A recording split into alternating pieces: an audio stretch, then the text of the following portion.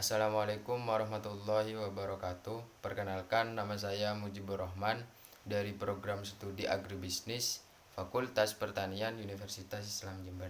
Di sini saya akan mempresentasikan tentang diperlukannya Pancasila sebagai sistem etika.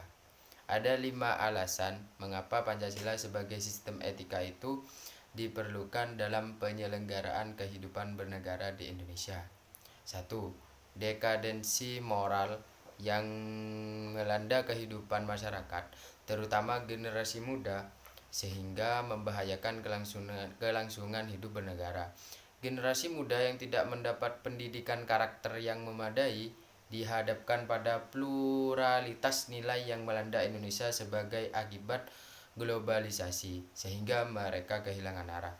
Dekadensi moral itu terjadi ketika pengaruh globalisasi tidak sejalan dengan nilai-nilai Pancasila, tetapi justru nilai-nilai dari luar berlaku lebih dominan. Contoh-contoh dekadensi moral antara lain penyalahgunaan narkoba.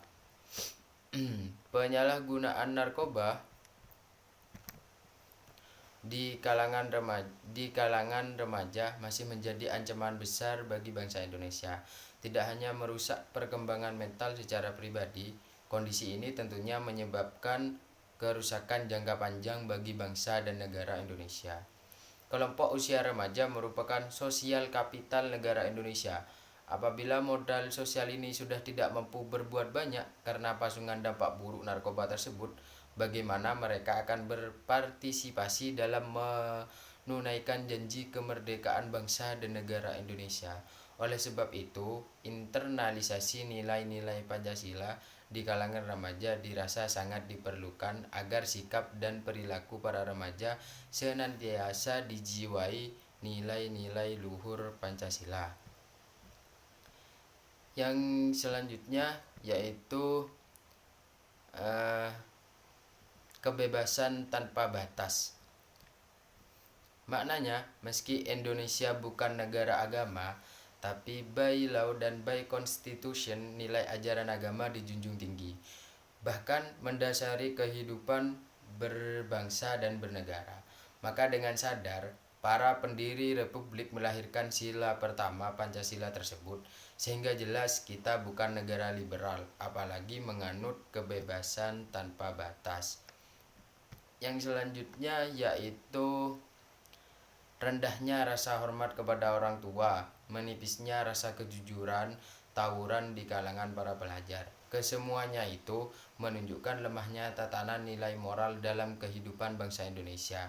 Oleh karena itu, Pancasila sebagai sistem etika diperlukan kehadirannya sejak dini, terutama dalam bentuk pendidikan karakter di sekolah-sekolah. 2. Korupsi akan bersih maharajalela karena para penyelenggara negara tidak memiliki rambu-rambu normatif dalam menjalankan tugasnya. Para penyelenggara negara tidak dapat membedakan batasan yang boleh dan tidak, pantas dan tidak, baik dan buruk. Pancasila sebagai sistem etika terkait dengan pemahaman atas kriteria baik dan buruk. Archibald dalam Axiology of Science menjelaskan bahwa baik dan buruk merupakan dua hal yang terpisah. Namun baik dan buruk itu eksis dalam kehidupan manusia. Maksudnya godaan untuk melakukan perbuatan buruk selalu muncul. Ketika seseorang menjadi pejabat dan mempunyai peluang untuk melakukan tindak buruk atau korupsi, maka hal tersebut dapat terjadi pada siapa saja. Oleh karena itu, simpulan Archibald tadi, maksimalkan kebaikan, minimalkan keburukan. 3. Kurangnya rasa perlu berkontribusi dalam pembangunan melalui pembayaran pajak. Hal tersebut terlihat dari kepatuhan pajak yang masih rendah. Pancasila sebagai sistem etika akan dapat mengarahkan wajib pajak untuk secara sadar memenuhi kewajiban perpajakannya dengan baik. Yang keempat yaitu pelanggaran hak asasi manusia dalam kehidupan bernegara di Indonesia ditandai dengan melemahnya penghargaan seseorang terhadap hak-hak pihak lain.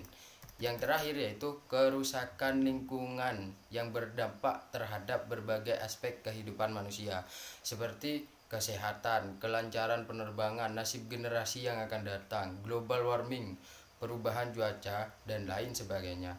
Kasus-kasus tersebut menunjukkan bahwa kesadaran terhadap nilai-nilai Pancasila sebagai sistem etika belum mendapat tempat yang tepat di hati masyarakat.